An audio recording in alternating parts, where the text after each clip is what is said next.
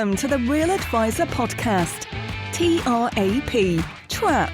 Please follow us and join in the conversation on Twitter @Advisor Podcast, where you can suggest ideas and themes you'd like the TRAP team to discuss. Also remember to like and subscribe to our YouTube channel and leave a 6 out of 5-star review on iTunes. Doing all this really helps us, which means we can do more to help you. Now let's head over to the studio for the latest pile of TRAP.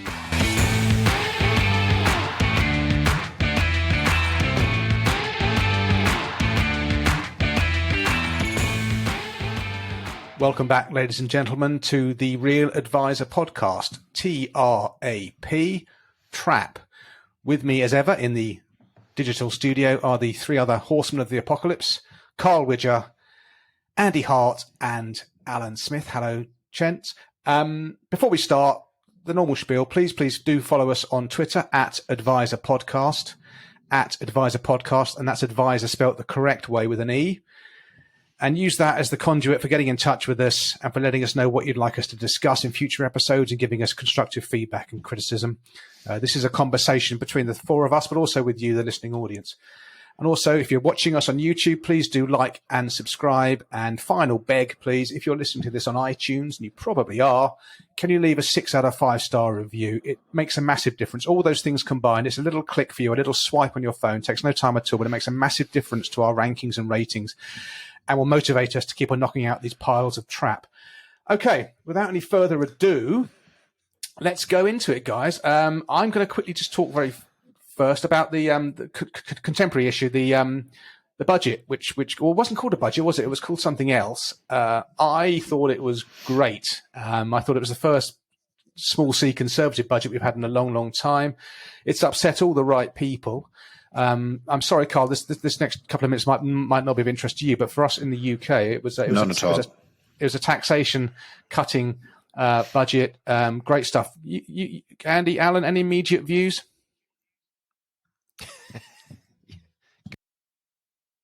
Go, yeah, Andrew. I think it's decent. Yeah. Thank you, Andrew. Wow. Alan? Well, yeah, I think it's decent too. Look, what can you say? It was very different to the last however many dozen budgets that we have seen. Significant tax cuts, significant. I guess, as you say, Nick, this seems to be a return to the original kind of true values of a conservative party, conservative government, which was all about sort of lower taxes, less authoritarian, less sort of government control, and relying upon kind of enterprise and entrepreneurs and business to succeed. And I think historically that's been the American way. Americans have been very much sort of self-starters. In theory, less government, certainly in terms of in comparison with other countries.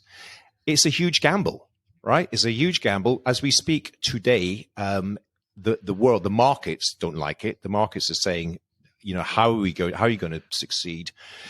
Taking in less tax pounds whilst you've got a big deficit, while you are trying to grow, use way out of the economy, whilst inflation is at record highs, it is a gamble. So markets don't like it. That's not necessarily a bad thing. Markets often get things wrong in the short term, tend to iron out over the longer term. Pound has crashed to an all-time low against the dollar. That might say more about the dollar's strength as a global currency than the pound's weakness. I think the stock market is taking a tumble as well. The UK stock market, less impactful for those of us who embrace global diversification. But look, in the short term, I think it's good. I think trying to do the same thing time after time, and the last number of budgets and kind of fiscal decisions that have been taken by the current government haven't particularly worked. This is as I say, this is a risk. This is a gamble. I'm positive for it. Time will tell. Well, isn't there that famous, I think it's Laffer curve? Is it Arthur Laffer? He's an economist. Laffer. Yeah, they're basically, and the ideal kind of sweet spot for the top rate of income tax is around 38 to 40%. Yeah. At the moment you go over that, people find ways not to pay tax, and the tax take actually goes down. So, but again, it's the classic mainstream media. They tell us for years that if you increase taxes by too much, the tax take goes down. So they do the opposite, and then they start moaning that the fact that they've decreased the tax rates is, playing into the hands of the millionaires and stuff. It's can't win, can you? I mean, I would just maybe close on this. And Winston Churchill, and this is a genuine quote of his, and so many things are attributed to him, but he once said, "I contend that for a nation to try to tax itself into prosperity is like a man standing in a bucket and trying to lift himself up by the handle." And if you think this nation is prosperous now on the back of 10 years worth of ultra high taxation, then I want to be on the same medication you're on. So let's go on. I have a few comments on that. Number one, I did look at some of the stuff, and I think the best explanation was done on Twitter by Rosie Holt. You should follow her, about trickle down economics. It's very, very funny. And number two, just hearing about income tax rates. They're 52% here. So we've a long way to go. Our budget is this week, and I think the budgets at the moment they're the kind of things I hear what you're saying, Alan, that, maybe it will turn out right or wrong or whatever, but it's kind of important they're getting it right at the moment. There's a lot of stuff coming down the tracks, I think. Okay, just to close on this, the pejorative term trickle down economics was never used by the monetarists. It was invented by the Keynesian detractors of tax cuts in the early 1980s. So, just that is a laden phrase. Okay, so now moving on to more stuff, Carl, in your neck of the woods. The Wild West. There's a couple of. Do you know what? I used to get mildly offended by that, but actually with some of the stuff that's happening at the moment, I'm going to have to say, you know what, you're absolutely right. So there was an article in the Irish Independent, one of the main newspapers here this morning, that Vanguard were entering the pensions market in Ireland. I got really excited, and then I read it, and no, actually they're not. You can still access exactly the way you could access them already. And then Royal London, who you guys would be familiar with, are entering the Irish market in terms of pensions. So they do protection and some really good stuff, and their service is really, really good. So, I was really hopeful for good stuff coming from Royal London. I went on to their launch webinar, and we got 20 minutes of the usual how great they are. And to be fair to them, their service is fantastic. They only deal through financial advisors, so it's all good. And then they put up the charges, and it's the first thing was extra allocation, the magic money, 4%. And I just went, I pressed escape. I came out of the webinar because it's like, guys, we have so many opportunities. At the moment, we have an executive pension debacle going on where IORPS 2 was introduced. It's a European directive, so probably not affecting you guys, or maybe it is. But the long and the short of it is the Pensions Authority in Ireland said, okay, all providers, you're not actually playing ball here. You're not doing what you should be doing. So you're going to have to stop doing executive pensions, and we want you to do them via these master trusts, which is, I think, probably a good thing. And hopefully we have an opportunity now to do master trusts the way, say, it's done in the UK or in the Netherlands or in the US, right? Proper, transparent, grown-up charging structures, right? But then they're talking about maybe putting exit penalties in master trusts. Now, exit penalties, as we all know, means high commission, right? So that's how they're going to pay the brokers the high commission, put in exit penalties, and then if the client stops paying or moves it on, then it's the client that pays. Okay. I'm just getting a little bit demoralized. I have a little bit of man flu, so maybe my sense of being demoralized today is accentuated. But my God, when I read those articles today, I just went, this is, we really, really have a massive opportunity. Like, when was RDR brought in the UK? Early 2000s? Like, here we are in 2022. 2012, okay. So 10 years on, but we won't do it because it's the advisors and the providers are looking after themselves, and the clients are last on the list every single time. That's not the way it should be done. Carl, first of all, can I just, on the last podcast episode, you explained that you've recently introduced running water and electricity to Ireland. Now you've had Vanguard and Royal London come in. it's not all bad news. I think it can be good news. The unfortunate thing here is you're right. This where an opportunity comes along and it's not embraced. So if we go back to those days of RDR in the UK, there was lots of doom and gloom about it because people in the industry had a view that clients weren't going to like paying fees. In fact, if I go back before that to when commission disclosure was brought in years and years ago, and Grab yourself a drink, a very long drink. It's story time with Alan Smith.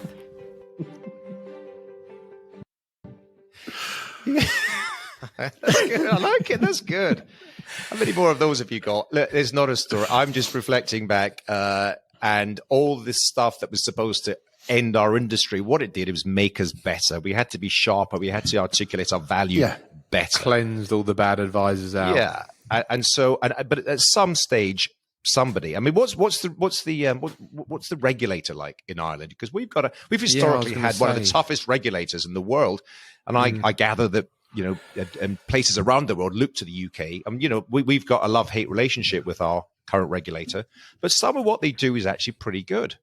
I would say the Irish regulator is quite good, quite strong. But there are way too many advisors, and the reasons there's way too many advisors. If you have a 400 grand pension client, right? And every 5 years, you can make 20 grand commission on moving it to another provider.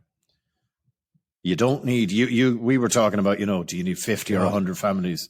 Yeah. You could get by on about 10, right? That's so going back in time hit to here. 10 years ago. And come on. You can be a part-time advisor with a few and just every 5 years move it around. And we have seen them in Medis Ireland. There are cases where they don't even wait the 5 years, so that they move the client. They'll take an exit after penalty. 3 years. The client is hit by an exit penalty, and the advisor gets the 5% commission up front again. And I've always argued there's a really simple solution to this. For existing pension funds, just ban any commission. Yeah. Just ban it. You say, so then you can only move them if it's in their best interest. By all means, take trail, add on your trail. But stop this upfront commission malarkey because it is not doing us any good. And it's not, you made a point there, Alan. What did RDR? It made you better. And how can we become a profession? We can actually start looking towards giving our clients the best service possible. Act with integrity and in the client's best interest. It's written on the wall behind me. But why do you think that's not happening then? In Ireland, why is the regulator allowing this to happen? Because it cannot be in the client's best long-term interests. And that's surely their number one sort of remit, is to look after the consumer. Of course, there's lobby groups that will make the point that I'm wrong. And I will, my man flu protestations this morning will probably come back to haunt me, right? But hey, I just call it as it is. And I've been very, very consistent on this for a very, very, very long time. Just wrapping a bow on this, because I'm conscious of time. Yes, it just sounds retrograde, but from your point of view, because you're going out on a limb, really, and there are, you're the way it will eventually be in Ireland. So in a way, this is a positive for you because it gives you a real chance to differentiate again and to say, listen, this is the way it's done. This is the way it's always been done. We don't think it's right. This is how we do it. And this is why we're going to do it for you. And this is our value proposition. And I'm making a silk purse out of a whatever. But from that point of view, I think it's going to help your business just differentiate itself, Carl, quite dramatically. Yeah. And look, I should say before we wrap this up, there are some really good firms doing it the right way. And the amount of really good firms doing it the right way is increasing every single year. So we are making progress. There is progress being made, but not enough in my view. And when you have I just saw an opportunity for Royal London coming from a very mature market to do something a little bit different. And now maybe I X'd out of the webinar too early, and I'm sure they're going to be on to me after this. And I'll be all ears. But I just, when I saw allocation rates and claw back a commission or exit penalties, or I'm just like, oh, guys, come on, let's grow up here. I can only imagine. Okay, that's great stuff. So, things to discuss. I don't know who wants to go first. Andy, you did mention a subject of welcome meetings. Do you want to tell the ladies and gents what your thoughts are? Yeah, sure. I mean, I'm sure quite a few people have introduced these anyway to their businesses. I've introduced it to my business this year. I was doing it sort of less intentionally, I suppose. So I've just introduced it more intentionally. And this is when you take on a new client and there's all of this admin, paperwork, to and fro-in, filling in forms, DocuSign, building financial plans, presenting financial plans, setting up the paperwork, direct debits, yada, yada, yada. And once all that's done, it becomes a bit quieter. So then you're like, right, what we're going to do is we're going to have a welcome meeting and we're going to set out basically how everything works. So, reconfirm, their investment setup, what they're invested in, what does it mean? How they need to contact me to book meetings, who they speak to, who they don't speak to, a bit of recap about how the investment market's going to work, how we communicate with each other, email, WhatsApp, etc. And just be a bit more intentional once they've been onboarded as clients. I just wanted to, chew the fat with you guys around welcome meetings. I know various people on the call have done different things on this. So yeah. I mean, I'll quickly get my bit out of the way, and then I'll let the more mature business people take over. I mean, I don't do much, which might come as a massive surprise to nobody. There is this chasm, isn't there? You have the discovery meetings, and you say, this is what our cost is, and you decide, Mr. Clark, what the value is, because it's always the purchaser that decides the value, not the provider. But we'll come on to that in another day about consumer duty. And the clients go away and decide, and then they come back to you and say, we'd love to work with you. And yes, Andy, it is that painful process there. And it's far less painful now than it used to be with DocuSign and everything else.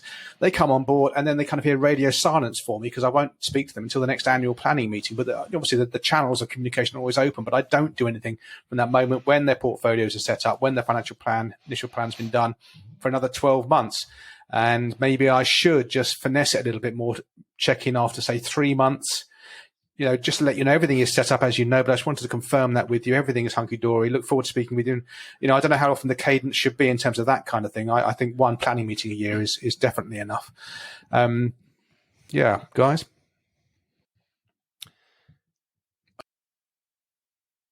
Okay. Don't play the jingle again, Dick. We can only have one of them per episode. Okay. But I'll tell you a little bit of background to this. Oh, here he goes. He can't resist it. He can't resist it. Yeah. My hands are away from the mouse. Crack on. Yes, we've been doing a version of this for a decade. Many years ago, they're still going. There's a company called CEG Worldwide, I think the name is, who are supposed to be, they are sort of coaches to apparently elite financial planners around the world, US-based company, came to the UK about a decade ago, and they sort of unpacked their entire, what they said, this is the optimal client journey. We work with, multi-million-dollar RIAs, all that sort of stuff in the US, and this is what the best firms do. So I'm nothing if not a sort of a copycat when I hear people who do good things. So we adopted this. They called it at the time the induction meeting, but I'd rather be welcomed than inducted, I think. So we called it the welcome meeting. And you're absolutely right, Andy. There's so much stuff going on, and there can be months and months from that first point of contact that we kind of lost. We forgot what were we supposed to be doing. Yeah. So it's like, let's complete the circle. Back in the room. Remember that when you first approached us, right? This was what we're planning to do. You set out. We also like to share the calendar, the next 12 months, the calendar for the next, what we'd like to be doing for the clients, so they can make tangible the kind of rather intangible process and proposition that we deliver. And where possible, and now in the post-COVID environment, we like to embrace a bit of social with it as well. We like to meet people face-to-face, having done the whole onboarding process digitally. If we can encourage people to meet face-to-face, perhaps go for a bit of lunch over a sort of in a social environment, glass of wine, and we can use this as an opportunity to get real-life, immediate feedback from those newly onboarded clients. I guess we're looking at a positive opportunity to seek testimonials referrals, introductions, anything that might come in a natural kind of social environment, because the client at that point should be kind of there tends to be an emotional roller coaster during the process. When they first engage and you identify you can really help them, that's a positive. There can be a month or two or more sometimes of just not much going on. We in the background are busy, trying to get data, get information from legacy companies and so on. So it kind of hits a bit of a lull. And then hopefully towards the end, whilst they're coming on board, welcome meeting, glass of wine, bit of lunch, they're in a positive space, frame of mind. So we have an opportunity just to sort of dig a bit deeper and deepen the relationship. So it works. Yeah. It works really well. Clients seem to enjoy it. And we'll continue doing it. Yeah. I must go on. Oh. Yeah, no, we don't do the work that we should be doing on this. And I know, Andy, you'd talked to me recently about the welcome meeting, and myself and Alan are always talking about it. We have it as a project for Q1 of next year. I totally get the point that we've actually got some negative feedback from a relatively new client that we did all the great work, all the financial planning stuff. We got all the wow moments. We did the video after it, told them what we were going to do. And then, like you're saying, we went off to try and gather all the assets and put it into one pot and blah, blah, blah. And it took months and months and months. And the client didn't hear from us, even though we were doing loads and loads of work in the background, So we had to take that on the chin. So we've kind of broken our business into each client will have a pod of 3. So they'll have their private client manager, which you guys know as your advisor, your financial planner, you guys know as paraplanner.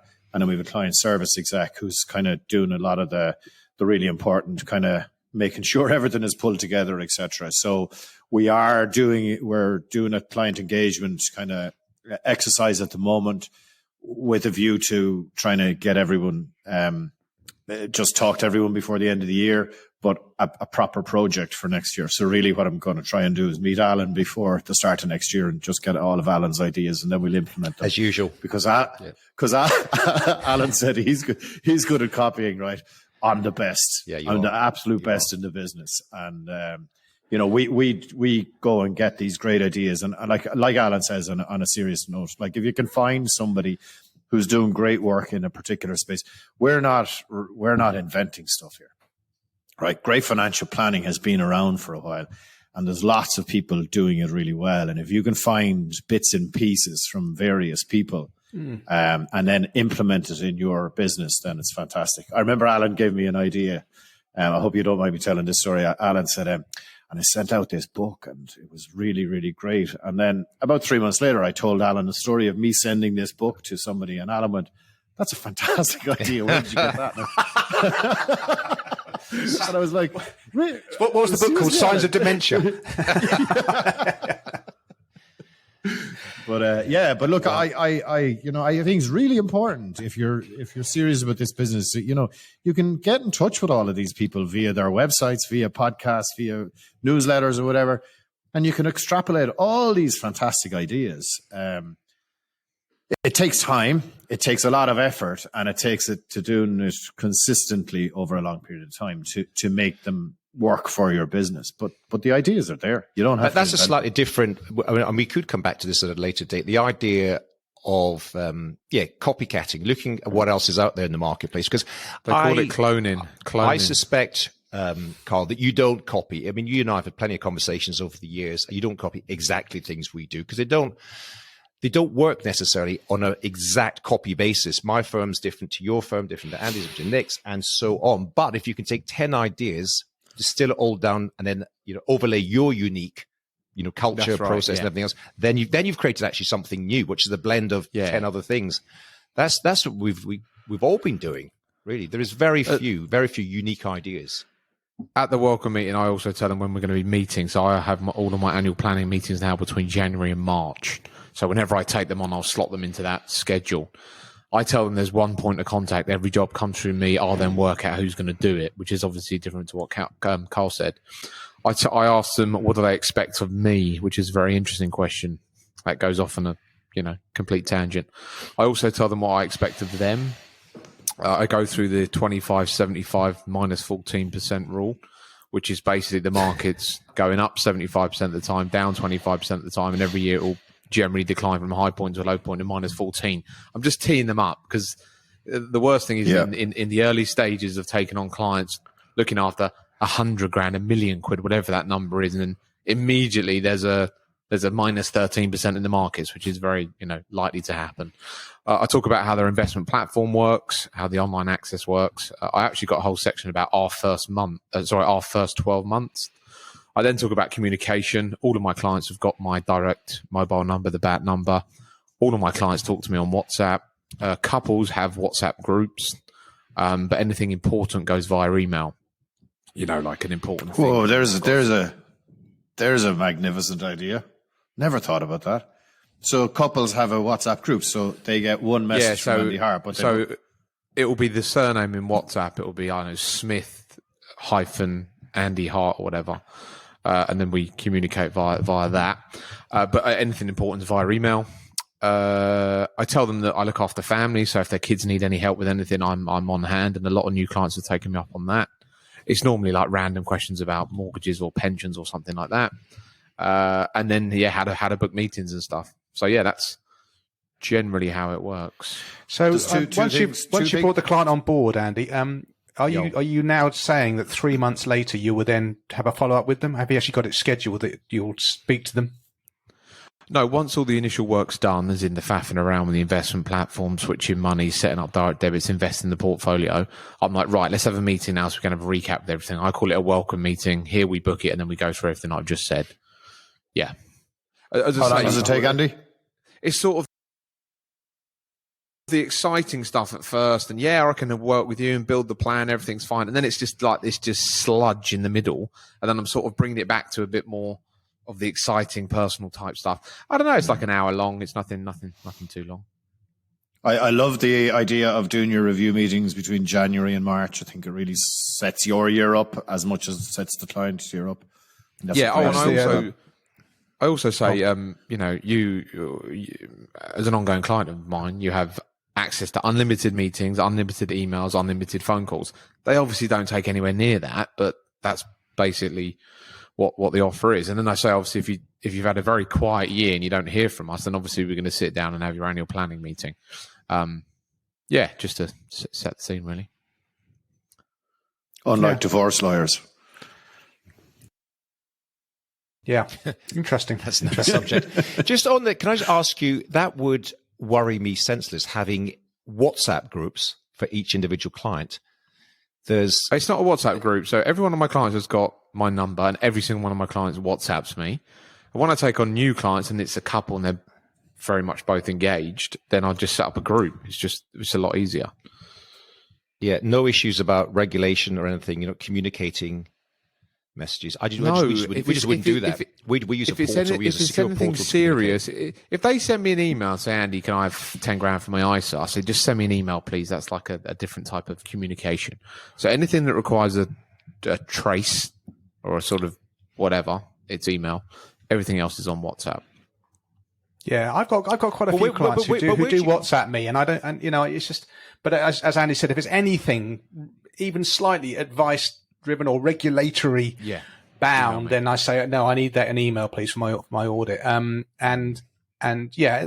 People, you just got Alan. People just use WhatsApp, and it might be, I don't want to get messages on a Saturday morning from clients because even if I say to myself I will not respond for 2 days, it might still be in my head. It's in the subconscious thinking so and so's WhatsApp me, but it's just the way of the world.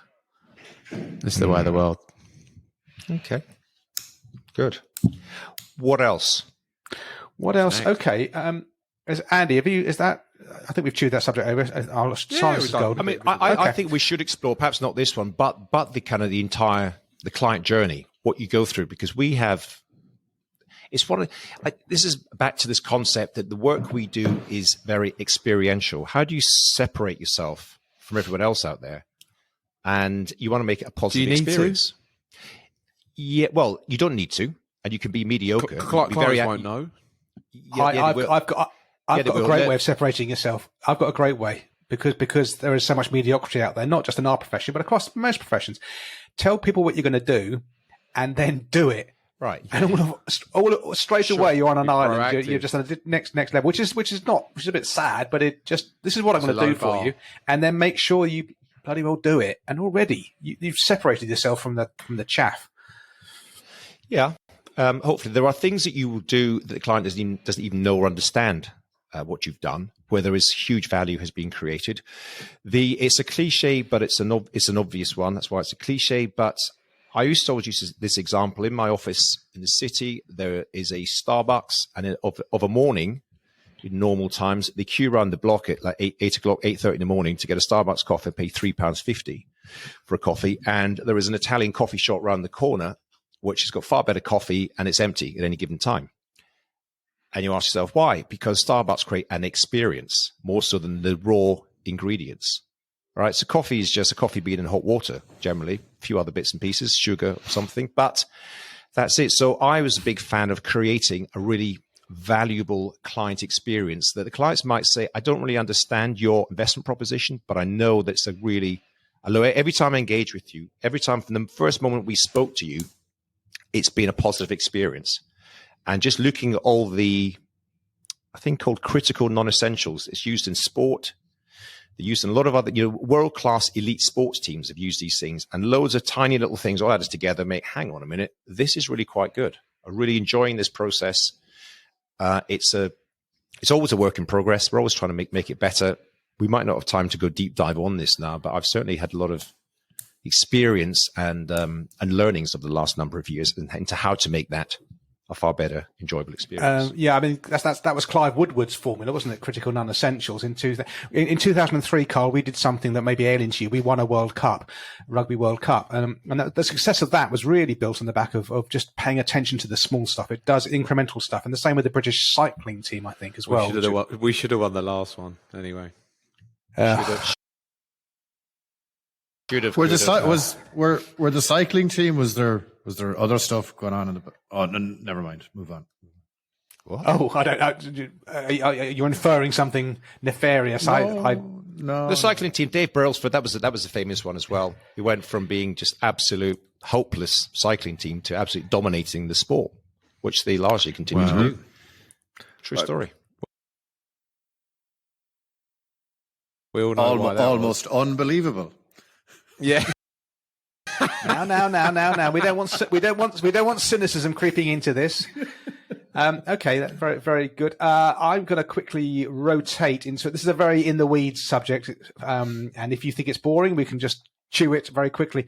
Model portfolio services. I don't really see, if you believe in the passive approach to investing, I don't really see their utility. I'd be welcome to be shot down, and I'd also like your views, if you have them at all, about Blackrock entering the model portfolio service for the first time ever. Obviously, one of the biggest asset managers in the world, absolutely ginormous, the biggest. Okay, I think them and Vanguard. And they are now offering model portfolios through one platform only, Transact. So what am I not getting about model portfolio services? What would they give me that I'm not getting currently? And what do we think about Blackrock coming into it? That's my question. What do you mean that your model portfolio? You mean like Vanguard Life Strategy as a model portfolio service? Is that what you mean? Or No, model portfolio services are where they're effectively a DFM, and they put together portfolios for you, which is what BlackRock are doing, mainly comprised of BlackRock ETFs and about 20% non-BlackRock ETFs, and they switch the funds and they asset allocate, and they have got their proprietary system and all this kind of stuff. And I'm thinking, they charge about between sort of 6 and 10 basis points to just do a little bit more of the admin that advisors may or may not struggle with. Some things around rebalancing. But why wouldn't you just use the dimensional world allocation funds? It's rebalanced automatically. You could. That is rebalanced automatically. Yeah. Or so is Vanguard Life Strategy. Exactly. I don't see I'll throw it out there. I think they're a sop to advisors who are just very nervous of the compliance thing, and they think, okay, if I use BlackRock, I'm not tying myself to one brand, Dimensional or Vanguard, although, as I said, 80% of the underlying ETFs at launch are in BlackRock funds. And BlackRock kind of shoulder all the compliance or the justification for why these funds are used, and they'll give me lovely, shiny reports. there's a bit of a tax benefit as well. So if you've got a lot of money in a GIA that potentially would be liable to CGT, capital gains tax, when you switch funds yourself, when you do a rebalancing, if it's within a model portfolio, I guess that doesn't happen. That's all wrapped up in the unit price. And BlackRock's charge is 6 basis points, but I still think, okay, but I don't see why there's that friction in the system. Is that how low BlackRock charging? 6 basis BlackRock, points? yeah, and they, of course.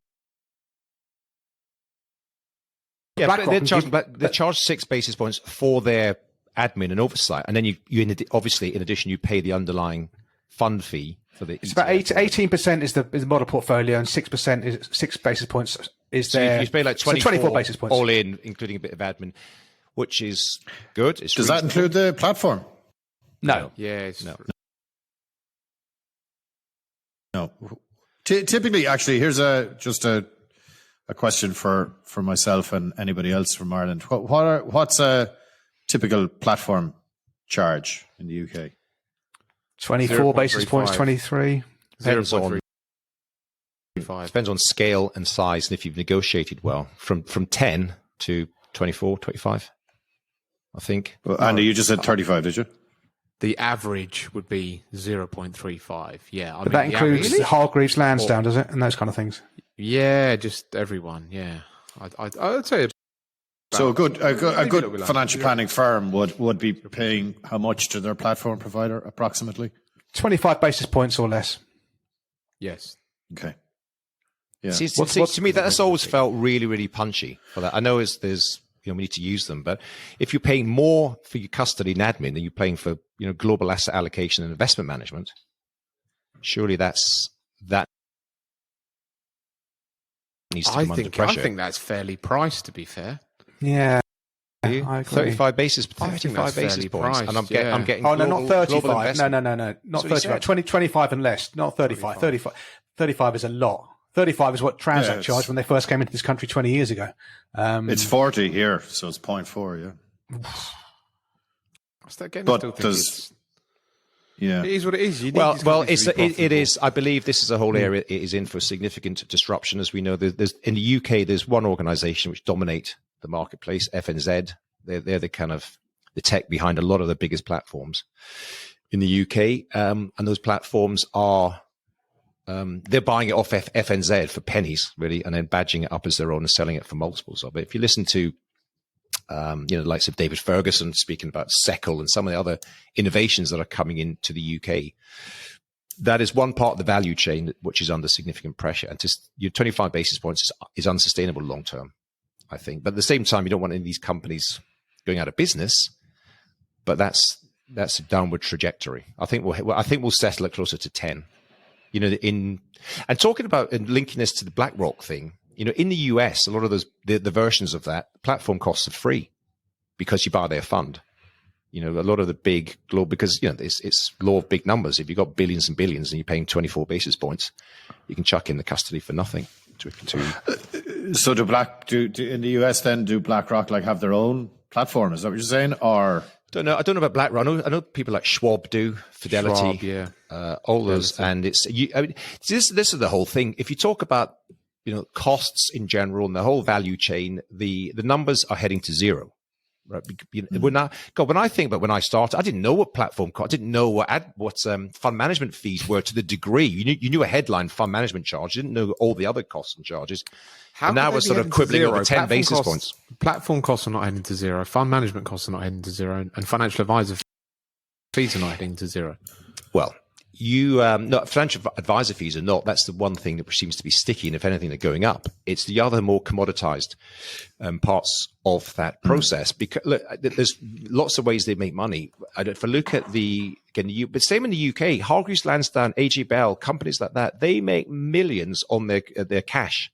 The amount of money that's in cash at any given time is 10% of the entire portfolios, on which they're paying out close to zero, but they're making a turn on it. Particularly when interest rates are heading back up again.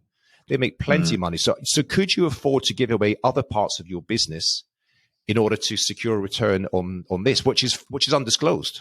You don't have to disclose it. It's just part of their makeup. But you look at the accounts of some of these companies, it is interesting. Pricing is becoming more nuanced. how you work these things out. So anyway, I think certainly platform costs are under pressure. It's clear fund management fees are under pressure, and hopefully advisor fees are not. I would say with platforms, there's always going to be a cost because it's still human centric. They need the back office staff with their salaries and their pensions and everything else. And the cost of software redevelopment and refining does come at cost. Whereas if you're in fund management and you're, and regulation and compliance. And regulation, yeah. It's a burden. It does, but scale makes a difference. But Transact started, they had nothing. They've now got however many billions and billions assets. This is one thing that there's very little, there's been less discounting for significant scale. When you've got 1 billion assets under management versus 100 billion or more, a lot of those technological aspects are simply duplicated with bigger numbers. Yeah, it's like the Vanguard fees for their funds came down over time because they had Vanguard, the dimensional have as well. Yeah, that's what you should be doing. But interesting. So Nick, you're saying that you don't see the point in model portfolios. I don't, but that must be maybe ignorance from my point of view. And if someone's got an absolute golden bullet, Nick, you should consider model. I mean, I've used in-house model portfolios since 2008, and I haven't really changed them. They're market cap weighted, they're passive with a tilt towards value and small cap. This is not a recommendation, audience. And I look at it and think. And also, I just played around with I downloaded some documents from the Transact website about this Blackrock MPS service, and you've got all this thing about agreements, who's the client, who's not the client. It's all really. I was thinking, oh my god, this is getting me back into that murky water where I'm now dealing with a third party. Yeah, and I just don't. And then let's say Blackrock decide that they were going to come out of this market, then I've got to get all my clients back out of it, or then. In this situation, BlackRock are not going to get bought, but let's say there's a small MPS and then they get bought, and then my clients are now with Standard Life or something, or any other random company. Well, that's a really good point, because we know, with what was formerly Betafolio, they're now competing against BlackRock, and much as we like the people behind Betafolio, or what is now called, I think, Timeline Portfolio, they are not ever going to compete ever with BlackRock. BlackRock could say, okay, we'll reduce our charges down to 0 basis points. We'll give it away. Well, it depends upon what they're competing with. I don't think if it's not just cost, then they'll. But Nick, can I just challenge you on something you said that you don't believe that this adds value, this MPS, but you do your own one. Explain. Yeah, I do it in house rather than outsource it to a third party to do it for me. It may be different if I was an active fund picker and I thought there was value there and my portfolios were populated with active funds. That involves, I think, an enormous amount of work all the time because you've got to pick the darts up and throw them at that chart, haven't you? And hit the top quartile every time and change the fund manager and be doing that all the time and having investment committees and the kind of stuff that I'm breaking out in a sweat thinking about it. There, I could quite happily in that situation delegate that away to a third party. Do you not have to do that for your MPS, your in-house MPS strategy? Not really. You pay lip service to it once a year. Hang on, but I think this is the crux of it, Nick. We do the same. I think we all do a version of the same in-house. No, we don't. You don't do in-house model portfolios. Well, we'll come we back. Use world allocation funds through Dimensional, or else the Vanguard Life strategies. What, 100%? Okay, but you have to justify that each year. How do you justify that? That our belief is that equities are going to go up over time. So you basically put in what is required for we call it the Metas Life Plan. What returns are required? Let's have a chat about that. Obviously, we have to do the risk profiling and all that kind of stuff. And then we come to an agreement with the client as to what equity bond content should be there. And that's what the clients go into. And we very seldom change it around. Very, very seldom. All right, so that's quite interesting because we did the other version of it where we do it in-house, and we do every now and again, and we've been running this 11 years now, this exact process. We've made maybe 2 or 3 fund switches the entire time, and they were mainly because kind of the products that we wanted early on didn't exist, and then new things come to the market, so we think this is actually a better version of what we currently got. But we don't have discretionary permissions. Never really felt the value or wanted to do. So therefore, it's a pain. and you have got capital gains tax issues, and you have got admin issues, and you've got the error risk and all that sort of stuff. And to some degree, it'd be better just to outsource all that to someone else, like what you're doing, Carl. Just embrace. Yeah, and look, I firmly believe that the value we add is through the financial planning, and it's through, I hate the word coaching or behavioral coaching or whatever, but it's just keeping the client in their seat. I don't believe that there's huge value add in switching a fund here or switching a fund there. So therefore, our ambition, our task to ourselves was always, how do we keep this as simple as possible so that, number one, we understand it ourselves, we can explain it ourselves, and that the clients understand it and they're comfortable with it. Like, how often do I break out a fund fact sheet? I'll be honest and say I don't think I have broken out a fund fact sheet for at least 12 months. Now, I'm sure my colleagues in the organization have done, right? But I haven't. So that's how little I pay specific attention. Thank you. To the fund piece. Obviously, we got to keep an eye on it. Obviously, when stock markets are having a bit of a blip like they are now, I will put out stuff. We will do a newsletter. But simplicity is the key for me. Okay, Andy, you're going to make a point, Andy, I think. I don't know how similar they are, MPSs, with TAMPs in America. The TAMPs in America stands for Turnkey Asset Management Program. So I think they're big in the US. Again, I don't know, maybe because their tax harvesting's a bit more complicated than ours. But yeah, these MPSs are TAMP equivalents, I believe. I think there's going to be a few more that's going to be launched in the UK. At the moment, I can think of 3, but there must be a load more. But you're right. If it's what I understand it to be, there's dozens of them, been around forever. That's the what do you call it? Standard Life they had their, I can't remember what they're called now, but there's loads of kind of model portfolios. They used to call them fettered or unfettered. Some would have all their own in-house funds. Some would have a bunch of external funds, but managed by. You're showing your age now, aren't you? But they've been around. Yeah, they've been around forever. It doesn't seem like a massive new thing that's coming in. I need to get a wheelbarrow drop. No, we have to. We still have to use some of those funds here for various reasons, for contract reasons, for pensions or whatever. So we're still using those, and at least they've developed so that some of them are kind of just passive strategies. But yeah, they're still a significant thing, and a very significant thing in the Irish market, I would say. It's there to solve a problem by many advisors, which is running your own investments in-house is difficult. And as Carl has already said, over time, we're all recognizing that it's the less important part of what we do. So you're trying to simplify it, keep your costs down, keep your efficiencies up. And it seems that's why they're being created. But clients, and certainly new clients, often deem it incredibly important. So we have to straddle that quite carefully. Well, that's a whole other area. I over the years have been like, don't worry about the investments, we'll sort them out. That's the easy part. That's the plumbing. Don't worry about that. We can do that in our sleep. And sometimes you lose clients over that. So now it's a bit more. Just on that, Carl. We had this whole thing about changing our names, financial advisors, financial planners. And it just confusing for clients. I was thinking of just calling myself an investment advisor. That's what people are seeking. They're seeking investment advisors. And then obviously we'll do the financial planning, we'll do the stuff well. It's going full circle. I'm a financial planner. I don't want a financial planner. I'm Andy Hart. I need to invest it. I'm Andy Hart, investment advisor. Okay, can you give me some investment advice? No, it's not important. Yeah, I know. But you're right. You're spot on. You're absolutely right. But if you're at a party somewhere, some people say, "What do you do?" and you go, "I'm a financial planner," and they look at you like you have 4 heads, and you do wealth management. Wealth management. No, for sure. I have you now.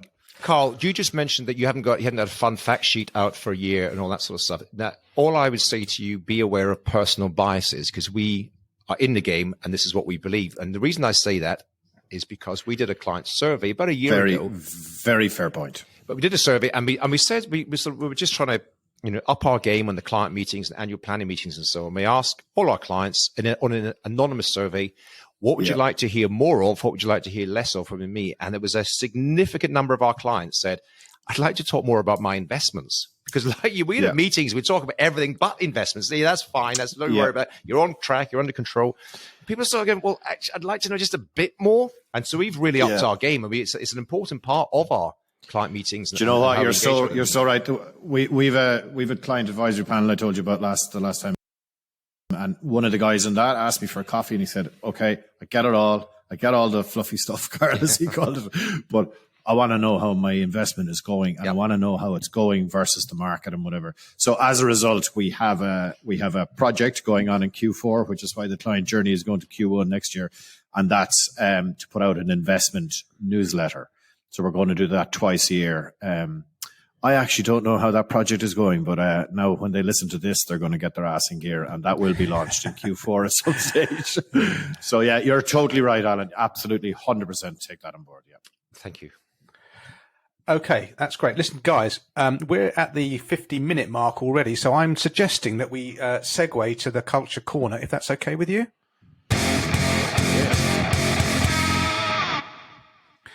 Okay, Culture Corner, here we are.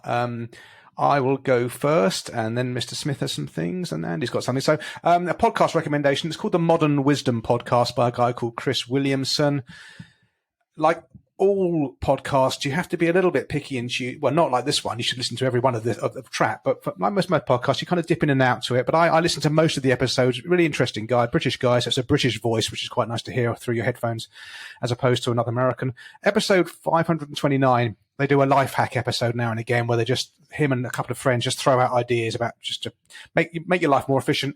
And he said a very simple one is to say to your, I won't say it out loud because everyone's machine will start blinking, but say to SIRI, play coffee, cafe, jazz, relaxing background sounds for concentration. And I tried it and it really is quite nice. So it's jazz music, but you get the sort of bustle of a coffee shop in the background. You can hear the coffee being made. You hear background chatter. It's all very low key. And if you work on your own, it just makes you, my simple brain is then triggered to think, oh, I'm with other people. And it's quite relaxing. And it does kind of work. So there's my little tip, the Modern Wisdom podcast by Chris Williamson. Mr. Smith, you have 85 items on your Culture Corner list. So many, talk us through them. I will rattle through them quickly. Similar in terms of a podcast, we all probably, which is why we're doing this, we consume a fair amount of podcasts, and I've always for years and years listened to Tim Ferriss. They are a bit hit and miss. Some are more interested than the others, but a very recent one, episode 618, a guy called Rolf Botha, as you may be able to detect, is a South African, but of course newly ensconced in Silicon Valley, or has been there for many, many years. This is one of these podcasts you listen to and you actually feel your own IQ increasing by 2 or 3 points just by listening to it. One of the smartest people I've ever heard in terms of this interview. He was one of the original PayPal mafia, if you know, with Elon and a bunch of the other guys who eventually... Peter Thiel. Yeah. Really smart operators. And now he's managing partner at Sequoia. And the sort of tech companies that he hasn't invested in over the years aren't worth talking about. And it's just full of little gems of wisdom. It's well worth it's a couple of hours long and it's worth chunking it down and listening to. I thought it was brilliant, really. I felt smarter just for listening to it. A couple of other quick ones. There is a Netflix film called Get Smart with Money. And one of these ones where, you kind of heart sinks a bit thinking, it's a big production thing. It's all about personal finance. It's just going to be not very good. But I was pleasantly surprised by it. They have 4 people of quite different backgrounds who go through a bit of a kind of financial coaching exercise. And what it was interesting to me as someone who's obviously in the game, doing this sort of day in, day out, was seeing it from an outsider's perspective. Because you had, for example, there's this one guy who was an NFL player. I think he just picked up $1.6 million part of a contract. There was more money to come and so on. And he just, he did that classic thing. He bought his mum a house. He bought himself a car, did loads of other things, and quickly realized he might be running out of money because his contract might not be renewed. And his financial coach, who apparently he's quite a big name over in the US, he was talking about, well, you need to dump that into the S&P. And he was going, the S and what? Because, we use this language. It's just commonplace. And this guy, he was a smart professional sportsman. He'd never heard of this thing. These are the S and something.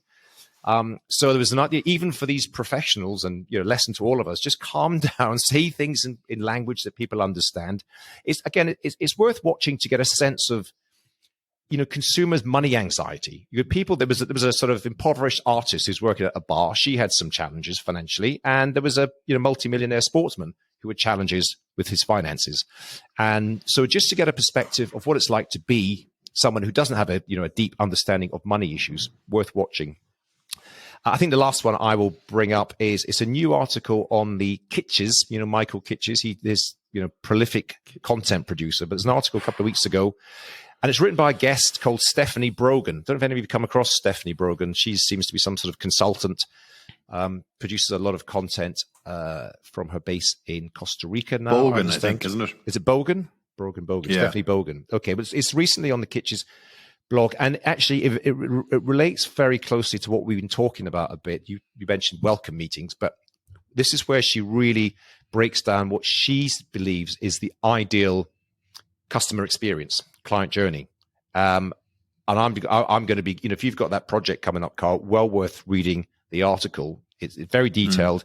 And I think it's just a much better, more modern version of what we've all been doing a version of for maybe a decade or so that might need a refresh. So well worth checking that out on the Michael Kitches blog. And I'm sure Nick will be able to post links to all these things on the infamous show notes. Over to you. Well, the show notes, we'll think about that. Andy, you've got a Culture Couch item. Yeah, it's a book. This book's been recommended to me a few times, but I haven't got round to listening to it. It's called 4,000 Weeks. Embrace your limits, change your life. Oh, there we go. For those those who can't see the YouTube, Carl's got it on his phone. Yeah. Okay. Sorry. Yeah. Go on, Andy. Mad. 4,000. Sorry, Andy, go on. Say about it? Yeah. It's how many weeks the average person has typically got on this planet. A couple of extracts from the Amazon reviews. What if you stopped trying to do everything so you could finally get around to doing what counts? It's a fantastic book. Yeah, it's written by an English author, but based in the US. I highly recommend it. It will change the way you think. We're just so future obsessed, especially us as financial planners. We're all future obsessed. It's like everything you do with your child is your baby. All the stuff you're teaching your baby is so it's a good toddler. Everything you teach a toddler is so it can be a good, young child. It's this all future obsessed with everything where we never enjoy the moment, basically, and all that sort of stuff. It's a fantastic book. Yeah, I think you'll really like it. Check it out. Okay, just quickly closing on this, Carl. Are you listening to it presently? I'm actually reading it. So as you boys know, I'm trying at the moment to go a little bit more analog, right? So drop my phone. So a big challenge for me is to actually read a book. So I picked that one up, Andy. Mad that you had that one today. But I mentioned Atomic Habits in the last episode. And this is almost the opposite of Atomic Habits. And I'm kind of buying into it, right? It's like, which is crazy, but okay, challenge yourself and challenge your way of thinking. It's about did you ever hear the phrase, when you never finish painting the Eiffel Tower, because when you finish, you've got to start all over again. That's the kind of premise of, look, if you get all your jobs done, everything that's on your to-do list. I think it's the fourth bridge, Carl, not the Eiffel Tower. It's the fourth bridge. Well, I'm sure the concept applies to any large thing made of metal. But thanks for correcting me. No worries. I've never heard it described as the Eiffel Tower. Welcome to my world. They're not baiting that. But look, I think this book is as much as I love Atomic Habits, and I said everyone has to read it, and I've been telling my kids, I think this one is equally as important because I think it gives you that balance. And can I just say, I found because I'm gone trying to get off my phone on Netflix. Have you? I think I'm the last person on the planet to get onto Stranger Things, but my God. Stranger Things, get on it. I watched the first couple of series, then it became sci-fi, isn't it? Yeah. It's more 80s and this is where the Kate Bush song came from. Running up the hill. Exactly. Yeah, so it's right back in the charts. Just shows you produced content 30 years ago. It was number one in about 30 countries, not in the chain. Yeah. Okay, great stuff. Oh, guys, we're at 57 minutes. I need to go for a wee. I think we're done. That was a great episode. Ladies and gents, please do follow us at Advisor Podcast on Twitter. If you've watched this on YouTube, please like and subscribe to our channel. Please leave a 6 out of 5 star review on iTunes. Love you guys. Take care. And until the next episode. Bye. Thank you. Bye-bye. Cheers, guys.